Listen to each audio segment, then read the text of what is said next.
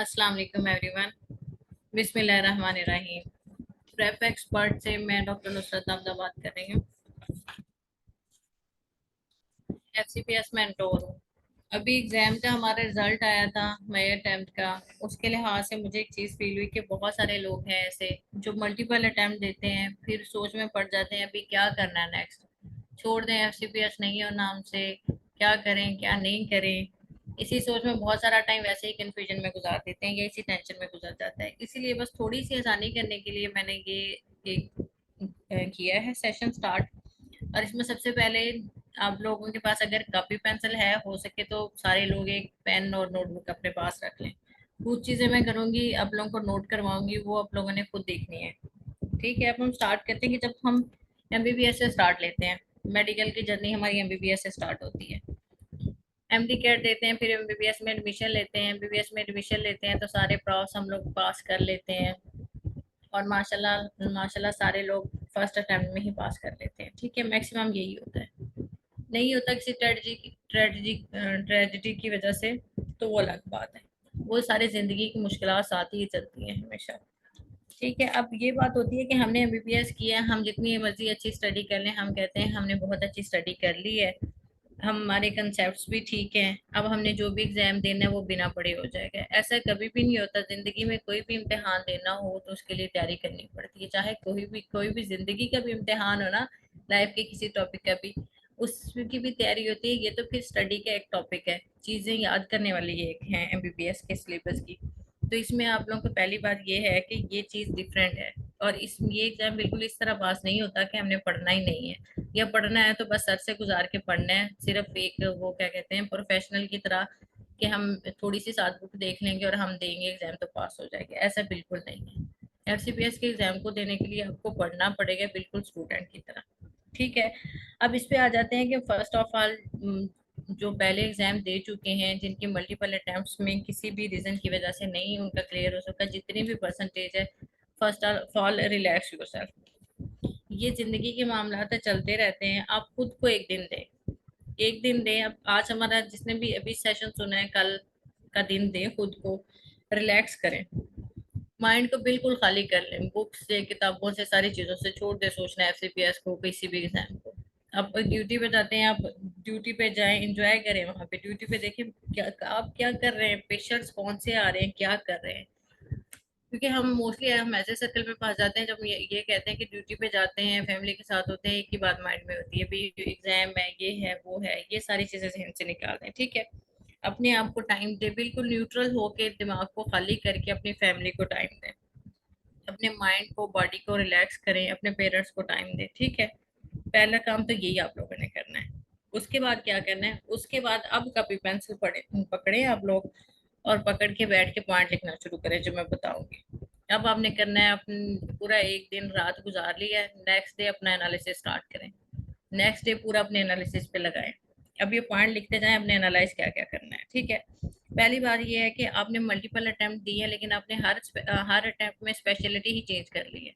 Let's suppose जैसे girls का होता है कि गायनी में जाना है, पहली दफा ही गायनी में देती हैं एग्जाम, नहीं क्लियर होता भी, नहीं हमने नहीं करना, हम और किसी में जाना चाहती हैं, स्पेशलिटी चेंज होगी। ठीक है, अब वो एग्जाम दिया भी, ये तो बहुत ही टफ एग्जाम है। लेट्स सपोज वो रेडियोलॉजी का एग्जाम देने गई है, या सोचा है तो रेडियो तो बहुत टफ है, उसमें तो बहुत ही मुश्किल चीजें आती हैं, ये भी मेरे पास की बात नहीं है, चलो मैं और किसी में ट्राई करती हूँ, या हम ट्राई करते हैं। ये ये इस तरह पेपर कभी भी पास नहीं होना है। बाय लक ऐसा हो सकता है कि आप गए हैं और आपका पेपर पास हो गया है।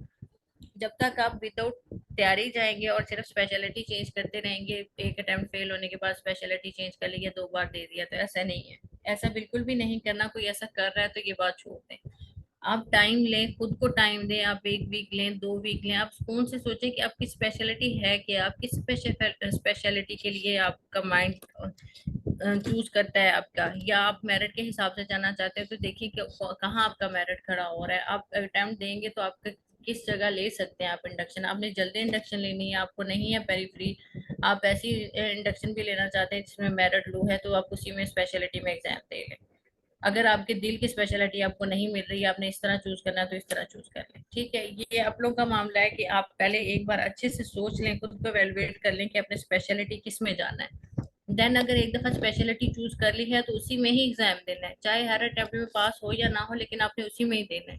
फिर उस स्पेशलिटी को नहीं छोड़ना, फिर उसमें जो चीजें एनालाइज करनी है वो ये चीजें हैं। फर्स्ट बात तो ये है कि अपनी स्पेशलिटी के बारे में अपना माइंड 100% क्लियर कर लें। ठीक है, और जिस पे फिर एक दफा डिसाइड कर लें, उस पे मेहनत करनी है, यकीन रख के अल्लाह पे मेहनत करनी है। ठीक है, अब आ जाती हैं स्टडी रिलेटेड चीजें। ये कि आपको समझ ही नहीं आता कि सिलेबस क्या चीज है। एफसीपीएस में सिलेबस क्या है, थ्योरी क्या है, थ्योरी करनी है नहीं करनी, एमसीक्यूज करने हैं नहीं करने। हम हर दफा सुन लेते हैं, हर किसी का एक्सपीरियंस सुन लेते हैं और उसी के एक्सपीरियंस के पीछे चलना शुरू हो जाते हैं। ऐसा नहीं करें, बिल्कुल भी ऐसा नहीं करें। ठीक है, अपने आप को एवेलुएट करें। अब आपने ज्यादा बार पेपर दे लिया है तो अपने आप को देखें कि मैंने जब पेपर की तैयारी की थी तो मुझे शुरू में तैयारी करते हुए या पेपर में बैठ के मुझे क्या फील हुआ था कि मुझे मेरा इतना ज्यादा कोर्स है जो मैं पढ़ के नहीं आया।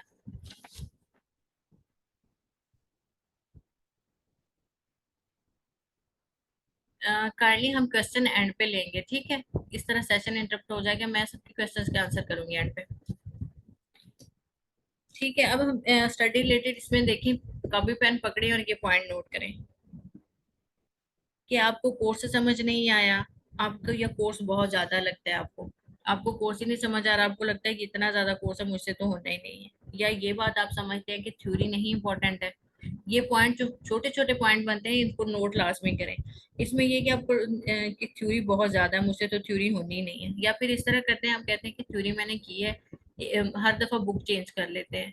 कि लेट्स सपोज आजकल जो स्टैंडर्ड बुक है वो तो बहुत ही कम लोग पढ़ते हैं ना, जैसे फर्स्ट एड यूएसएमएल स्टेप 1 है, बीआरएस फिजियोलॉजी है, पैथोमा है, जिनको कॉम्बिनेशन करके तैयारी करनी होती है। उसमें उनको एक दफा पढ़ना होता है एमबीबीएस के बाद भी इस एग्जाम के लिए। लेकिन क्या करते हैं, कुछ अच्छी बुक्स भी हैं थ्योरी की, लेकिन क्या करते हैं कि एक दफा नसीम शिराज पकड़ ली, दूसरी दफा कोई जानवर नोट्स पकड़ लिए, तीसरी दफा कोई और बुक पकड़ ली, एक दफा फास्ट एड पकड़ ली और एक दफा रफीला पकड़ ली। हर अटेम्प्ट में थ्योरी बुक चेंज कर ली। ऐसे बिल्कुल ना करें। आप लोगों ने प्रेप एक्सपर्ट पे हमारा एक वेबिनार मौजूद है और यूट्यूब पे भी होगा, हाउ टू रीड रफी and how to solve MCQs. वो काइंडली आप लोग सारे एक दफा देख लेना, उससे काफी बेनिफिट हो जाएगा। उससे रफी पढ़ने का सिर्फ मैंने तरीका बताया हुआ है, इसको बाद में देखते हैं। इसको बाद में वैसे मैं एक्सप्लेन करूंगी इस पॉइंट को। अब यहाँ पे देखें कि थ्योरी बुक आप तब्दील तो नहीं कर रहे, ये पॉइंट नोट करें। और थर्ड पॉइंट ये है कि आप थ्योरी बुक भी चेंज कर रहे हैं और थ्योरी ऐसे पढ़ रहे हैं कि जहाँ से आपको कंसेप्ट क्लियर नहीं है और आप वैसे ही उसको पढ़ी जा रहे हैं कि मैंने बस एक दफा बुक पढ़नी है और सिर्फ मेरे माइंड में ये हो कि मैंने थ्योरी बुक पढ़ ली है, लेकिन आपको उसका कंसेप्ट नहीं है, आपको कंसेप्ट क्लियर नहीं है, आप रट्टा लगा रहे हैं हर अटेम्प्ट में। ये बात एवेलुएट करें खुद में। ये मैं वो चीजें बता रही हूँ जो अपने आप की डेफिशिएंसीज एवेलुएट करनी है आपने, बैठ के राइट डाउन करके। उसके बाद है कि एमसीक्यूज की प्रैक्टिस नहीं करते। ये एमसीक्यूज की प्रैक्टिस करते हैं तो हर दफा नई नई न्यू बुक ट्राई करना शुरू कर देते हैं। जैसे एक दफा ट्राई कर लिए तनवीर नोट ट्राई कर लिए, दूसरी दफा मेडिकल ट्राई कर ली, तीसरी दफा राबिया अली ट्राई कर ली, चौथी दफा कोई ऐप ट्राई कर ली, फिर डबल ए कर ली, फिर एंड पे कुछ एमसीक्यूज एसके से कर लिए। ये तो नहीं कर रहे आप लोग।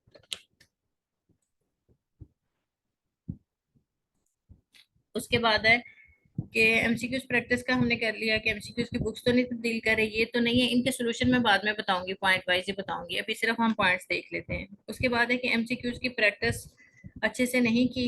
तीसरी बात है कि बुक्स चेंज कर लिए हैं। उसके बाद है एमसीक्यूज प्रैक्टिस की है लेकिन उसको दोबारा देख ही नहीं सके। एमसीक्यूज की प्रैक्टिस की है, सरसरी की है, जल्दी जल्दी आप लोगों ने कर ली है कि बुक खत्म हो जाए, लेकिन उसको दोबारा पढ़ ही नहीं सके, अब रिवाइज ही नहीं कर सके। अब नेक्स्ट पॉइंट आता है कि आपने सारी चीजें पढ़ ली हैं, आप पढ़ के गए हैं, जैसी भी तैयारी की है, ठीक है ना। आप एग्जाम में जाते हैं लेकिन एग्जाम में इतना स्ट्रेस होता है कि आपको समझ ही नहीं आती मैंने पेपर को कैसे सॉल्व करना है, या पेपर ही देख के कंफ्यूज होके बैठ जाते हैं कि लेट्स सपोज फर्स्ट एमसीक्यू मुश्किल आ गया या पेपर में जाने जाने से पहले ही फेयर आ गया। क्योंकि मैं ये बात वैसे मेरे लिए बहुत मुश्किल है ये आप लोगों की फीलिंग्स समझना, फिर भी मैं समझने की कोशिश कर रही हूँ कि ये चीज माइंड में होना कि मैंने इतनी अटेम्प्ट दे ली है, मैंने एक अटेम्प्ट दी है, मैंने दो अटेम्प्ट दी है, मैं पेपर में जा रहा हूँ या जा रही हूँ। अब भी अगर मेरा पेपर, अल्लाह ना करे मेरा पेपर रह गया तो क्या सिचुएशन होगी मेरी। ठीक है, ये जो डर होता है ये एक स्ट्रेस बहुत बड़ा बन जाता है। इस पे कंपनसेट करना, और इस पे कैसे होगा, जब हम ये जो पिछली सारी बातें हमने की है ना, इन पे हम जब काम कर लेंगे तो तब ये चीज स्ट्रेस इंशाल्लाह आप लोगों का दूर होगा उस टाइम पे। और लास्ट बात आ जाती है कि आपने एग्जामिनेशन की प्रेपरेशन ही नहीं की और आपने हर दफा इसमें चले जाते हैं कि चलो जी इस दफा ट्राई कर लेते हैं, लक हुई तो मेरा पास हो जाएगा। लक पे एग्जाम पास नहीं होते, मेहनत पे पास होते हैं, हार्ड वर्क पे पास होते हैं। ठीक है, अब देखते हैं इनको सॉल्व कैसे करना है। ये जो सारी चीजें थी, पहली बात जो थी मैंने थ्योरी की बात की थी, कोर्स की बात की थी। आपने अपनी स्पेशलिटी चूज कर ली है, उसका एक दफा आप अपनी स्पेशलिटी का कोर्स देख लें। उसकी सीपीएसपी की वेबसाइट से एक दफा, सिर्फ एक दफा पीडीएफ को गो थ्रू करना है कि पीडीएफ के सिस्टम देखते जाए, उसमें टॉपिक से एक नजर से गुजरती जाएगी ना। बस एक दफा तैयारी के शुरू में देख लें कि क्या क्या चीजें हैं मेरी स्पेशलिटी में, उससे ये आइडिया हो जाता है कि मैंने क्या चीजें पढ़नी है और क्या नहीं पढ़नी। ठीक है। और जो एक और बात है कि आप लोगों को अभी मतलब बिल्कुल भी समझ नहीं आ रही थ्योरी क्या करनी है और कैसे करनी है, तो हमारी गाइडलाइंस मौजूद हैं प्रेप एक्सपर्ट के यूट्यूब चैनल पे, वहां से आप लोग देख लें। उसके बाद भी समझ नहीं लगती तो आप हमारे सेशन हमारे प्लेटफॉर्म पे कांटेक्ट कर सकते हैं। मैं ऑलवेज अवेलेबल हूँ आप लोगों के लिए। ठीक है। उसके बाद थ्योरी बुक एक डिसाइड कर ले। मैं जो थ्योरी बुक रिकमेंड करती हूँ, थ्योरी बुक कंसेप्ट क्लियर करने के लिए भी और एफसीपीएस को पास करने के लिए भी, वो फर्स्ट एड यूएसएमएल स्टेप 1 है, साथ में बीआरएस फिजियोलॉजी है, पैथोमा है। ठीक है। उसके बाकी जो चीजें हैं वो हमारी गाइडलाइंस में मौजूद हैं। जो गाइडलाइन का वेबिनार है, हम अगर मैं वो बताने लगूंगी तो यहाँ पे सारी गाइडलाइंस होंगी, फिर ये चीजें बाकी हमारी डिस्कस होने वाली रह जाएंगी। तो इसलिए गाइडलाइंस आप वहां से देख लीजिएगा। लेकिन थ्योरी बुक एक लाजमी करनी है। हाँ, अगर आपने पहले ये ये बुक नहीं कर सकते आप, आपके पास टाइम नहीं है, आपको नहीं समझ आ रही ये बुक्स, देन आप किसी भी कोई भी एक बुक पकड़ लें। लेट्स सपोज मैं कहूंगी कि आप फास्ट एड पकड़ लें। फास्ट एड एक बेहतर बुक है, माइनर्स के लिए तो बहुत अच्छी बुक है fast add.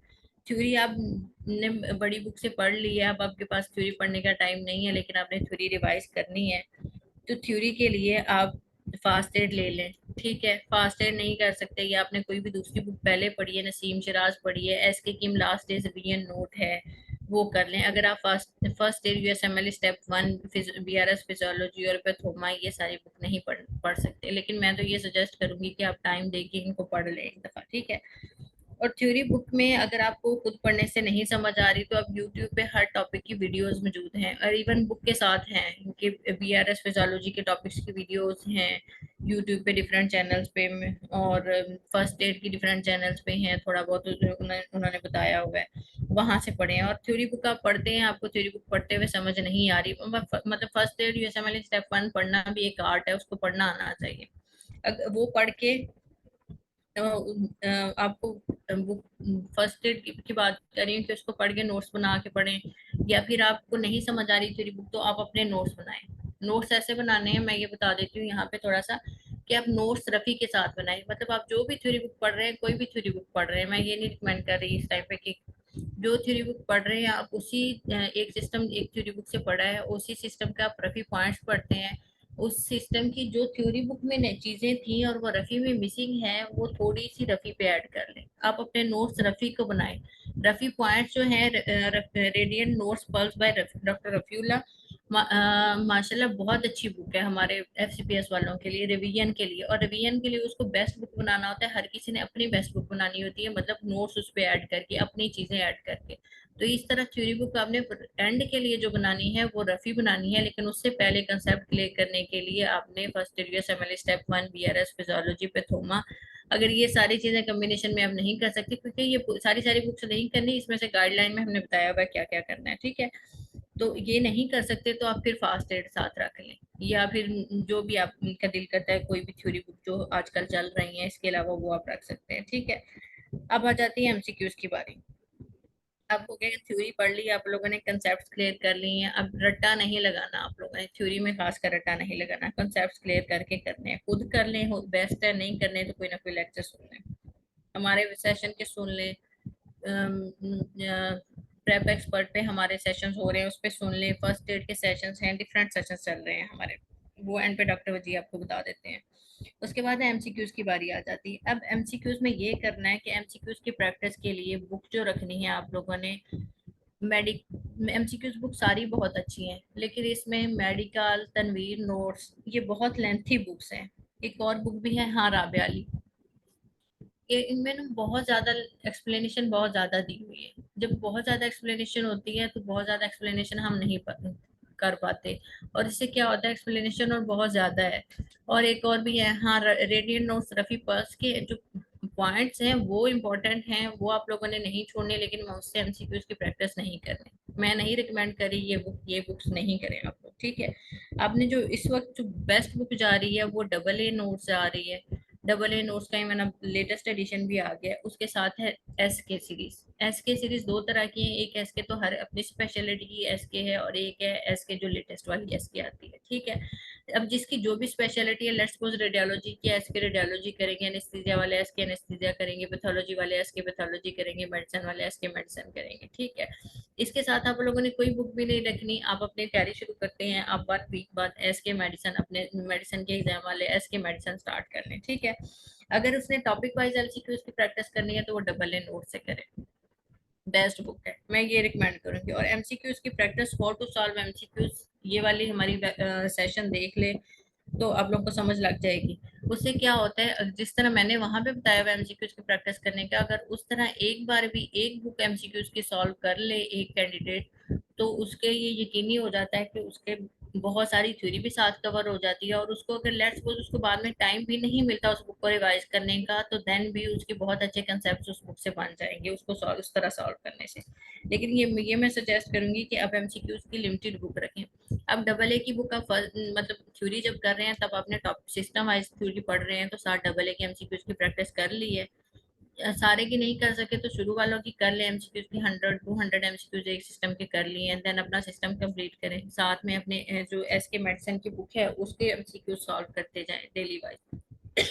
Sorry, sorry.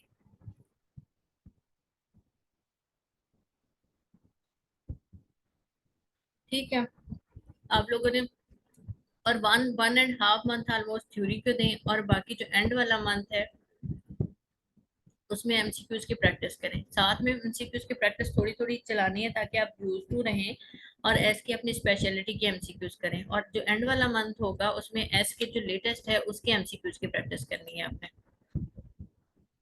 Sorry, dentistry की मैं नहीं हूँ, मैं एमबीबीएस की हूँ, एफसीपीएस की हूँ, मुझे डेंटिस्ट्री का आइडिया नहीं है, सॉरी सॉरी। ठीक है, अब मैं बता रही थी एमसीक्यूज का। अब एमसीक्यूज की बुक्स की रिवीजन करनी होती है।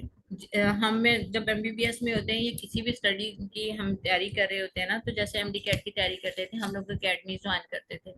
किस लिए करते थे कि वो थ्योरी तो ऑलमोस्ट हमने एफएससी में इतनी बार पढ़ी होती थी, लेकिन फिर भी अकेडमी ज्वाइन करते थे कि एमसीक्यूज की प्रैक्टिस हो। एमसीक्यूज की प्रैक्टिस की है सक्सेस की एफसीपीएस में, और एमसीक्यूज की प्रैक्टिस इस तरह नहीं कि आपने एक एमसीक्यूज पढ़ा है और उसको रटा मार लिया, उसका सही जवाब रटा मार लिया, उसके सही जवाब रटा मारने का कोई फायदा ही नहीं है जब तक वो एमसीक्यूज में आपको ये समझ नहीं आती कि उसके जो बाकी ऑप्शन है वो क्यों गलत है।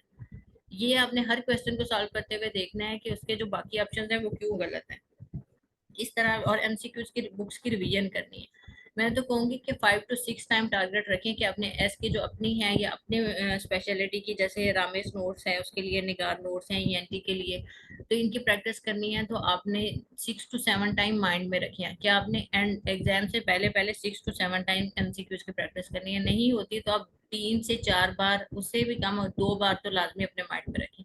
और इसके साथ जो रफी नोट्स आप बनाएंगे उसकी प्रैक्टिस 3 से 4 बार, मतलब उसकी रिवीजन नोट्स की 3 से 4 बार आप लोगों ने लाजमी करनी है रिवीजन। इससे बेहतर है कि आप रोज नई चीज पढ़ने की बजाय, आप एंड वाले मंथ में रोज नई चीज नया टॉपिक पढ़ने की बजाय आपने जो एमसीक्यूज बुक पढ़ी हुई है वो उसको सॉल्व करें, बार बार प्रैक्टिस करें, ये ज्यादा बेनिफिशियल है। ये हो गया एमसीक्यूज के बारे में। और पास्ट एमसीक्यूज को रिवाइज आपने हर सूरत करना है, वही जो लेटेस्ट वाले को हम कहते हैं कि लेटेस्ट वाला पास होता है, पास्ट होते हैं, वैसे तो सारी पास्ट एमसीक्यूज होते हैं, लेकिन जो लेटेस्ट वाले हैं उसको लाजमी आपने करना है, और उसकी रिवीजन मैक्सिमम टाइम करने की कोशिश करनी है और समझ के उसको करना है।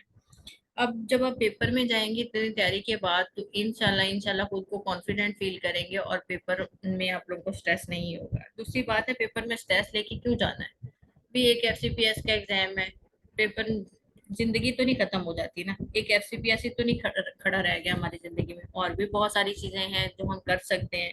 आप डॉक्टर बने, तो आपके अंदर कोई पोटेंशियल है तो आप डॉक्टर बने, है ना, आप पोटेंशियल रखते हैं तो आप एक एमओ की जॉब कर रहे हैं, एक डब्ल्यूएमओ की जॉब कर रहे हैं, आप अपनी फैमिली को रन कर रहे हैं। आप में पोटेंशियल है तो आपने एमबीबीएस के सारे पास किए हैं, आप में पोटेंशियल है तो आप जिंदगी के यहाँ तक पहुंच गए हैं ना। इस बात को सोचिए, सिर्फ इस बात को नहीं जहन में रखिए कि मैंने ये एग्जाम क्लियर नहीं किया तो मैं तो किसी काम का नहीं रह गया, या मैं किसी काम की नहीं रह गई, लोग मुझे क्या कहेंगे, लोगों को देखना छोड़ दें। ठीक है। अब ये आता है कि एग्जाम की प्रेपरेशन को आपने प्रॉपर टाइम नहीं दिया। मतलब आपको पता चला कि ये डेट आई है और मैंने अटेम्प्ट देनी है, मतलब पिछली अटेम्प्ट भी रह गई है, वो भी इसी कि चलो नेक्स्ट अटेम्प्ट आएगी, चलो उसमें देख लेते हैं, अब पेपर पास नहीं हुआ चलो फिर अप्लाई कर देते हैं ताकि हो जाएगा अगले अटेम्प्ट में। ऐसा नहीं है। हाँ, अगर आपका कोई स्केड्यूल नहीं बन रहा, आपको समझ नहीं आ रही कि आपने नहीं कैसे पढ़ना है और क्या करना है, तो इसमें क्या है कि आप डेली से ना स्टार्ट लें। डेली 3 to 4 आवर, स्टार्ट में मुश्किल होगा 3 से 4 घंटे निकालना। अगर जो बिल्कुल स्टडी नहीं कर रहा ना, जिसने बैठ के स्टडी नहीं की, एक स्टूडेंट की तरह, कॉलेज स्टूडेंट की तरह स्टडी नहीं की, वो कोशिश करे 1 घंटा। 1 घंटा तो लाजमी पढ़े। फिर विद इन द वीक उसको उस टाइम को 3 से 4 आवर तक लेके जाए, और 3 से 4 आवर वो कंटिन्यूसली एग्जाम तक पढ़े। अब से जिसने भी अब मल्टीपल अटेम्प्ट के बाद अब अगस्त अटेम्प्ट में अपेयर होना है, या फिर आगे अगले अटेम्प्ट में अपेयर होना है, वो ये करे कि वो 3 से 4 आवर स्टडी रूटीन लाजमी बनाए। क्योंकि मैक्सिमम लोग आप में से जॉबियंस फैमिली वाले होंगे, मैं सल्यूट करती हूँ उन लोगों को जो जॉब के साथ, और फीमेल जो अपने बच्चों के साथ एग्जाम की तैयारी करके पेपर देने जाती हैं, और फिर पूरी फैमिली का प्रेशर होता है और इस प्रेशर को हैंडल करके एग्जाम में जाती है। सच में मैं सल्यूट करती हूँ उन सारी लेडीज को, उन सारे लोगों को जो अपने बच्चों के साथ फैमिली के साथ इस एग्जाम में जाते हैं। बहुत बड़ी हौसले की बात है कि इतनी सारी चीजों को लेकर एग्जाम में जाना है। लेकिन इन चीजों को स्ट्रेस मत बनाएं, इन चीजों को अपनी स्ट्रेंथ बनाएं कि आप अपनी जिंदगी में इतना कुछ ले आए हैं माशाल्लाह से, अल्हम्दुलिल्लाह से। लेकिन अब आपने यहाँ पे रुकना नहीं है। डेली आपने 3 से 4 आवर अपनी स्टडी को देने हैं, 3 से 4 आवर और अपनी प्रिपरेशन को देने हैं। ठीक है। अब यहाँ पे जो पॉइंट मैंने स्लाइड में लिखे हैं, ये तो मैंने मतलब जो बताए हैं बोले हैं, इनको नोट डाउन करके आप लोगों ने एवेलुएट खुद करना है इसको। एवेलुएट योरसेल्फ, जो पॉइंट मैंने बताए हैं इनको एवेलुएट करना है। ठीक है। गिव टाइम टू योरसेल्फ, अपने आप को टाइम दें। ये एवेलुएट करें कि आपकी डेफिशिएंसी कहाँ पे है। जो मैंने पॉइंट्स बताए उनमें आप कौन सी कैटेगरी में फॉल कर रहे हैं। आपकी थ्योरी नहीं है, आपके एमसीक्यूज नहीं है, रिवीजन नहीं है, आप प्रिपरेशन को टाइम नहीं देते। आप रैंडम 2-4 दिन पढ़ लेते हैं एक वीक में, फिर उसके बाद 2-4 दिन आप वो कर लेते हैं, ब्रेक ले लेते हैं कि मैंने बहुत पढ़ लिया, फिर 2-4 दिन पढ़ लेते हैं जब टेंशन आने लगती है। तो ऐसा नहीं करना। अपने आप को टाइम दें। एक दफा अपने आप को टाइम दें, आपका पढ़ने का दिल नहीं कर आप ना पढ़े, बेशक आप एक वीक ना पढ़े, लेकिन जैसे आप स्टडी शुरू करें उसके बाद आपने पढ़ना है, उसके बाद आप पे पाबंदी लग गई है कि आपने डेली ही पढ़ना है, आपने छोड़ना नहीं है। फिर आप छोड़ेंगे तो फिर आप मुजरिम है। आपने फिर पढ़ाई छोड़ी है तो चाहे आप जो मर्जी, आपने आउटिंग पे जाना है, आपने फैमिली को टाइम देना है, हाँ आप अपनी फैमिली को टाइम दे, आउटिंग पे जाए, सारा कुछ करें, लेकिन जब वापस आए तो ये कहें कि मैंने अब पढ़ना है। फिर ये बहाने नहीं बनाए कि मैं आज ड्यूटी से आया हूँ, मैं आज आउटिंग करके आया हूँ, आज मैं फैमिली टेंशन की वजह से नहीं पढ़ रहा। तो ये गलत बात है। ये सुस्ती आप लोगों ने छोड़नी है, ये छोड़नी पड़ेगी तभी एग्जाम पास होगा। उसके बाद है दूसरी बात है, सबसे बड़ी बात है, believe in Allah and yourself. कि अल्लाह पे, सबसे ज्यादा अल्लाह पे यकीन रखें कि जो चीज आपकी किस्मत में है, अल्लाह ने चाहे आजमाने के बाद ही अल्लाह ने वो देनी ही है, आपको मिलनी ही है। जब आप एक दफा कोशिश करना शुरू करते हैं ना, और ये यकीन रख के कोशिश करते हैं कि अल्लाह ही है जिसने मुझे हिम्मत दी है, जिसने मुझे कोशिश करने की तौफीक दी है, वही मुझे पास करवा देगा, तो तब अल्लाह जरूर पास करवा देता है कि इसने मेरे ऊपर यकीन रखा है। अल्लाह तो 70 माओ से ज्यादा प्यार करता है ना, तो फिर वो कैसे अपने बंदे को मुश्किल में डाल सकता है। ये हम ही है, हमारा यकीन जहाँ पे डगमगाता है ना, तो वहीं पे अल्लाह भी हमें आजमाना शुरू हो जाता है। उसके बाद वही मैं बात बता रही थी, परसिस्टेंट, बी परसिस्टेंट। परसिस्टेंट हो जाए कि कुछ भी हो जाए, दुनिया इधर की उधर हो जाए, मैंने एग्जाम की प्रिपरेशन स्टार्ट कर दी है तो मैंने डेली पढ़ना ही पढ़ना है, चाहे मैं 2 घंटे पढूं, लेकिन मैंने पढ़ना ही है। बी फोकस्ड, फोकस रहें। अब अगर आपने अगस्त अटेम्प्ट देनी है ना, तो आप फैमिली मैन है, ठीक है, आप फैमिली मैन है, अपने फैमिली को टाइम देना है, लेकिन उतना टाइम दे जितना जरूरत है। आप अपनी आउटिंग कम कर दें, बाहर घूमना फिरना कम कर दें, अपने लिए स्टडी के लिए टाइम निकालना शुरू कर दें। क्योंकि ये आप लोगों का एग्जाम है, ये दूसरे लोग का एग्जाम नहीं है। क्योंकि जब हम एग्जाम दे देते हैं रिजल्ट के लिए तो पूरी दुनिया होती है, लेकिन उसकी तैयारी में कौन होता है? उसकी तैयारी में तो हमने खुद ही जागना होता है, मेहनत करनी होती है। एग्जाम की तैयारी में के दौरान जब हम रात को अपनी नींद खराब कर रहे होते हैं तो तब तो दुनिया नहीं हमें देख रही होती। लेकिन जब एग्जाम देते हैं और उसके बाद रिजल्ट के लिए तो पूरी दुनिया हमें देख रही होती है। इसलिए भी फोकस रहें, आप दूसरों को देखना छोड़ दें, डोंट सी अदर्स। और डोंट सी अदर्स यहाँ पे एक तो ये बात भी है कि दूसरों की बातें सुन के खुद को डिसहार्ट ना करें और डिसहार्ट करके पढ़ाई ना छोड़ें, ठीक है। और दूसरी एक और ये भी बात है कि अब डोंट सी अदर का ये मतलब है उसने स्पेशलिटी की तैयारी ऐसे की थी, उसका एग्जाम हो गया, मैंने भी बिल्कुल वही कुछ फॉलो करना है, तो ऐसे नहीं होता। आप अपना स्केड्यूल बनाएं, अपनी चीजें करें और उस पे फॉलो करें, अपना एक स्केड्यूल बनाएं। अब स्केड्यूल की बात आ गई तो यहाँ पे मैं ये एक्सप्लेन कर दूं कि हमारे वैसे स्केड्यूल्स बने हुए हैं 2.5 एंड 1.5 मंथ के स्केड्यूल बने हुए हैं। फिर भी अगर आप लोग कहेंगे तो आप लोगों का मतलब अगस्त अटेम्प्ट के लिए आप लोग सेल्फ स्टडी का मैं एक स्केड्यूल बना के शेयर करवा दूंगी ग्रुप्स में, लेकिन अगर आप लोग इंटरेस्टेड हो तो, अदरवाइज नहीं, ठीक है। अब यहाँ पे देखते हैं, आयत है कि बेशक मुश्किल के साथ ही आसानी है, कि हम मुश्किल, अल्लाह ही मुश्किल देते हैं और उस मुश्किल के बाद ही आसानी होती है, ठीक है। अब यहाँ पे ये मैंने ऐड किया है कि डोंट वरी, परेशान नहीं हो, बी हैप्पी, खुश रहना सीखें। इसके बाद do you have a problem in your life, खुद से सवाल करें, do you have a problem in your life, क्या आपकी जिंदगी में प्रॉब्लम है? अगर नो है देन वाई वरी, परेशान आप क्यों हैं? आपने बार बार एग्जाम दिया लेकिन फिर भी प्रॉब्लम प्रॉब्लम नहीं है तो क्यों परेशान है? प्रॉब्लम वाकई में नहीं है, क्यों प्रॉब्लम है? कि आपकी कोई ना कोई डेफिशिएंसी है ना जिसमें आप खड़े हैं, इस वजह से प्रॉब्लम है। अब फिर अब आपको पता चल गया है कि प्रॉब्लम है कोई ना कोई जिंदगी में, मेरी प्रिपरेशन में प्रॉब्लम है, तो then can you do something about it? आप अपनी उस प्रॉब्लम, अपनी उस डेफिशिएंसी के बारे में कुछ कर सकते हैं? अगर कर सकते हैं, नहीं कर सकते, तब भी देन वाई वरी। अब नहीं कर सकते में यहाँ पे आ जाते हैं, क्यों नहीं कर सकते। अब देखिए, एक इंसान, आप में से कोई भी आया है, किसी के साथ अल्लाह ना करे ऐसा हो कि उसको कोई फैमिली इशू चल रहा है, उसका पैशनेट है कि उसने एग्जाम देना है, फैमिली इशू चल रहा है, वो स्टडी को टाइम किसी भी सूरत नहीं दे पा रही या दे पा रहा, अपनी स्टडी को टाइम नहीं दे पा रहे, वो किसी भी वजह से, किसी हेल्थ इशू की वजह से, फैमिली में किसी के हेल्थ इशू की वजह से, फैमिली केयर की वजह से, किसी फैमिली ट्रेजेडी की वजह से, या अपनी जॉब ही इतनी हेक्टिक है वो स्टडी को टाइम नहीं दे पा रहे, तो इस पे फिर भी परेशान क्यों होना है? आपने एग्जाम क्लियर करना है ना, तो आप खुद को टाइम ज्यादा दे दें। जहां आप कह रहे हैं हमने अगस्त अटेम्प्ट देनी है, आप उतनी तैयारी अच्छी करें और आप नवंबर अटेम्प्ट में पेयर हो जाए। आप उतनी तैयारी अच्छी करें, उतने टाइम में खुद को प्रिपेयर कर ले उस एग्जाम के लिए, लेकिन परेशान होने का तो तुक नहीं बनता ना। अब इसमें एक और बात यहीं पे आ जाती है कि अब ये वाले अटेम्प्ट दें या इस अटेम्प्ट को स्किप करके अगले अटेम्प्ट दे दें हम, तो ये इसमें दो तीन चीजों में खुद को एवेलुएट कर लें। एक तो अपनी डेफिशिएंसी देख लें कि डेफिशिएंसी कौन सी है हमारी, ठीक है, उससे आपको आइडिया होगा कि आपने किस किस कैटेगरी में आप जाना चाहते हैं, आप इस अटेम्प्ट के लिए फिजिबल हैं या नहीं है, ठीक है।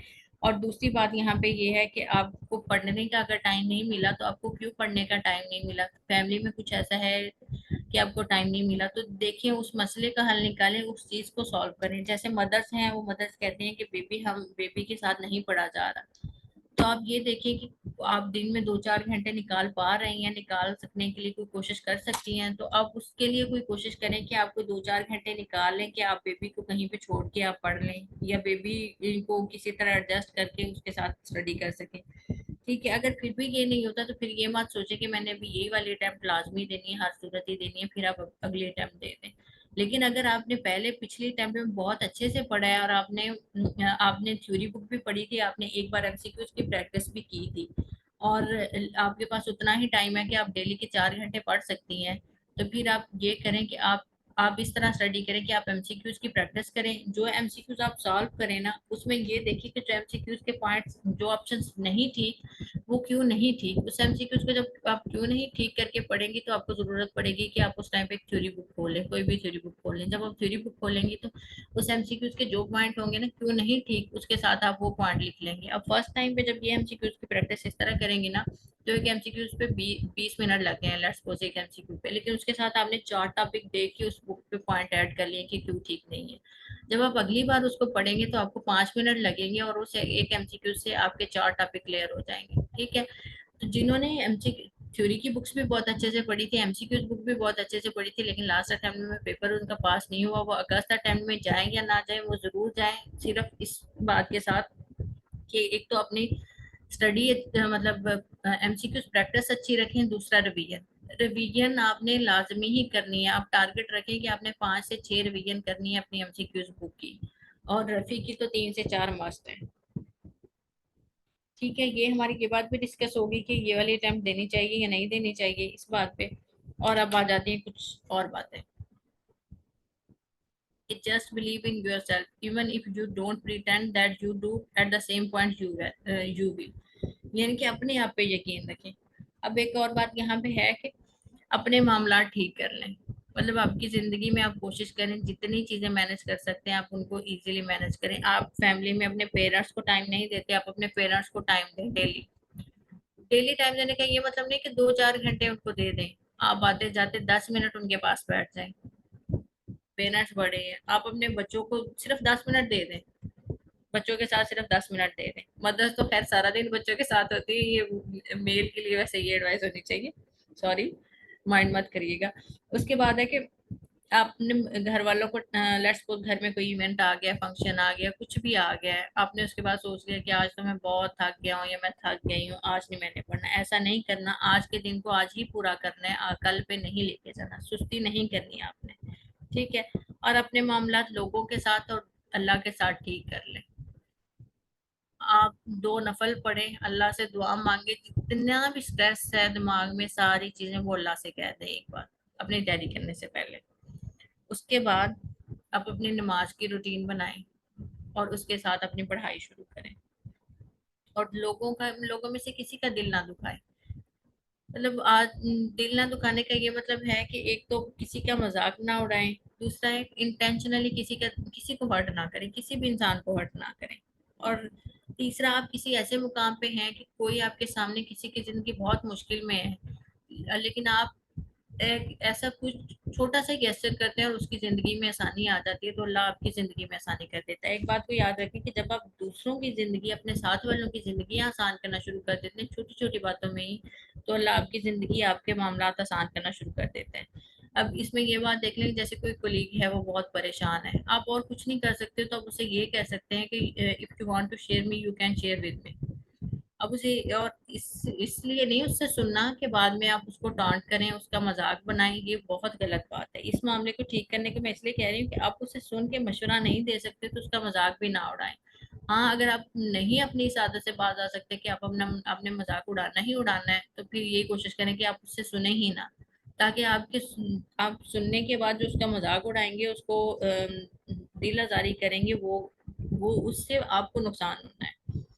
अपनी एक रूटीन बनाएं, अपना एक स्केड्यूल बनाएं, और स्केड्यूल में जब एक बार बना लिया है तो आपने पढ़ना शुरू कर देना है।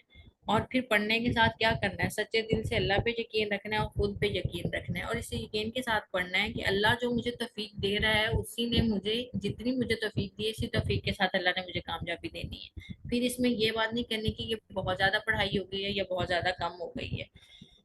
लेकिन वही है, परसिस्टेंट रहना है। सुस्ती आपको छोड़नी पड़ेगी, दूसरों को इल्जाम देना छोड़ना पड़ेगा कि मैं बच्चों की वजह से पढ़ या पढ़ नहीं सकी, मैं पेरेंट्स की वजह से पढ़ या नहीं पढ़ नहीं सकी, मैं फलां वजह से पढ़ नहीं सकी। आपने टाइम निकाला है 4 घंटे, आप उस 4 घंटे में सारी चीजें दिमाग से निकाल के आप पढ़ेंगे बस। फिर दूसरों पे इल्जाम तराशी नहीं बनती। और इसमें आपकी जिंदगी में मेहनत कोशिश आपने करनी है, दूसरों ने नहीं करनी। दूसरा कोई भी होगा वो सिर्फ ये जज करेगा कि इसने तो पढ़ा ही नहीं होगा ना, लेकिन ये आपने प्रूव करके देना है उसको कि हमने पढ़ा है, और ये पढ़ना आपने है। जब मेहनत करेंगे, आप दिल लगा के मेहनत करेंगे, ये सोचे बगैर कि मेरा रिजल्ट क्या है, सिर्फ इसी यकीन के साथ कि अल्लाह ने मुझे कामयाबी देनी है और मुझे जरूर मिलनी है, अल्लाह ने मुझे तौफीक दी है, इसी तौफीक से अल्लाह ने मुझे कामयाबी देनी है, इसी के मेहनत के सिले में मुझे मिलनी है। खुद से इरादा कर लें, वादा कर लें कि कोशिश नहीं छोड़नी। एससीपीएस की तैयारी में एक जो 3 मंथ का ड्यूरेशन बनता है ना, मैं तो स्टैंडर्ड यही समझती हूँ, 3 से 4 मंथ ड्यूरेशन लाजमी देना चाहिए। 1 मंथ में मुझे नहीं पता वो कौन से लोग हैं जो कहते हैं हमने 1 मंथ में तैयारी करके एग्जाम पास कर लिया। मे बी वो लकी होंगे, या मे बी उन्होंने एमबीबीएस अभी किया हो। मतलब अभी लेटेस्ट उनकी ग्रेजुएशन हुई है, और ग्रेजुएशन में ही उनके कंसेप्ट इतने अच्छे हों कि उन्हें दोबारा से इतने ज्यादा थ्योरी पे टाइम नहीं लगाना पड़ा, या उसमें उनको मुश्किल नहीं हुई, उन्होंने एमसीक्यू प्रैक्टिस बुक की है सिर्फ और उससे हो गया। तो ये नहीं करना आप, ऐसा नहीं करना आप। एक लंबा टाइम है, मैं ये बात यहाँ पे करने वाली थी कि एक लंबा टाइम है, अब लंबे टाइम में क्या होता है, जैसे हम एमबीबीएस से निकल आते हैं तो हम फैमिली में आ जाते हैं, फैमिली मैन बन जाते हैं। जो मैरिड हैं उनके अलग इश्यूज आ जाते हैं, जो अनमैरिड हैं उनके अलग इश्यूज आ जाते हैं। क्या होता है, सारे इमोशंस को, सारी फैमिली गैदरिंग्स को कंट्रोल करके यहाँ पे पढ़ना होता है। मतलब सारे घर वाले अलग बैठ के गपशप लगा रहे हैं, लेकिन हमने 4 घंटे दिन में पढ़ना है तो हमें अलग रूम में जाना पड़ेगा और बुक को टाइम देना पड़ेगा। तो ये चीज है, इसमें आप इरादा करें, वादा करें कि आपने कोशिश करनी है। हाँ, इंसान उकता जाता है इस ड्यूरेशन, इस तैयारी में। उकता किस तरह जाता है, वो कहते हैं कि क्या है भाई जिंदगी में, सारे लोग एंजॉय कर रहे हैं, एक मेरी पढ़ाई नहीं मुक रही, ये खत्म होने का नाम ही नहीं ले रही। तो ऐसा नहीं है, आपकी भी पढ़ाई खत्म हो जानी है, आसानी आ जानी है, लेकिन जब ये उकताहट आती है ना, उसमें खुद को रिलैक्स करें, नमाज पढ़ लें आप से नहीं पढ़ा जा रहा तो आप अपने पेरेंट्स के पास जाके बैठ के सिर्फ उनकी बातें सुन लें। और पेरेंट्स भी नहीं है तो आप अपने बच्चों को एक नजर देख लें कि वो कैसी शरारतें कर रहे हैं, क्या कर रहे हैं। ये रिलैक्स करने के लिए एक बहुत अच्छी आदत बता रही हूँ मैं। लेकिन उसके बाद क्या करना है कि हिम्मत करनी है, कोशिश करनी है कि मैं जिस एग्जाम में मैंने जाना है ना, उसके लिए मुझे पढ़ना तो पड़ेगा ही ना। तो कोशिश तो मेरी बनती है, और कोशिश से कभी भी थकना नहीं है, कोशिश करने से नहीं थकना। जब आप कोशिश करेंगे ना, आप कोशिश करेंगे कि चलो 2 घंटे आज के टाइम के मेरे गुजर गए हैं, अभी 2 घंटे बाकी हैं, उसमें आप कोशिश कर लें। और कुछ नहीं तो आप एमसीक्यूज की प्रैक्टिस कर ले। एमसीक्यूज की प्रैक्टिस नहीं समझ आ रही, नहीं दिल कर एमसीक्यूज की प्रैक्टिस करने का, तो आप थ्योरी बुक से कोई टॉपिक रीड कर लें।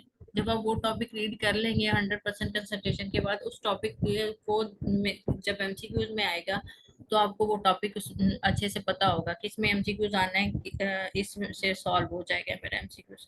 अब इस तरह होता है, हम कहते हैं कि सीपीएसपी पेपर रिपीट करती है। हाँ, सीपीएसपी पेपर रिपीट भी करती है। हाँ, सीपीएसपी में न्यू टूल भी आता है। सीपीएसपी रिपीट किस तरह करती है, सेम टू सेम एमसीक्यूज कभी भी रिपीट नहीं करती। मुझसे ज्यादा बेटर ये आप लोग जानते होंगे, क्योंकि उसने भाई बहन को रिपीट करना होता है। उसने ये करना होता है कि ये चीज यहाँ से इसकी नर्व सप्लाई से ये लियन आया है, मसल की नर्व सप्लाई ये थी तो उसका लिगन क्या है एक बार उसने लिगन पूछ लेना है, दूसरी बार उसने नर्व पूछ लेनी है, तीसरी बार उसने लिगन के रिलेटेड से नेक्स्ट जो उसका होगा वो पूछ लेना है। या फिर मैं पैथोलॉजी की हूँ, मैं एग्जाम देती हूँ ग्राम स्टेनिंग की। जो उसने ग्राम स्टेनिंग की 4 स्टेप्स हैं वो अच्छे से रट के भी चले जाओ, फिर भी उसने से ग्राम स्टेनिंग में से वो चीज उसने निकालनी होती है जो पॉइंट छोड़ा हुआ होता है। अब उसने उसमें अल्कोहल डिकलराइजर है तो उसमें एमसीक्यू उसने दिया हुआ होता है कि डिकलराइजर है तो वो डिकलराइजर कैसे है, वो उसकी बॉन्डिंग कौन से जाके मालिक्यूल के साथ होगी, हाइड्रोक्सिल बॉन्डिंग होगी, उसकी हाइड्रोजन बॉन्डिंग होगी, या वो कौन से मालिक्यूल के साथ जाके बॉन्ड बनाएगा। तो ये इस तरह सीपीएसपी क्वेश्चन पूछती है। और इसलिए इसकी तैयारी में उतारना नहीं है, आप लोगों ने एमसीक्यू की प्रैक्टिस अच्छे से करनी है।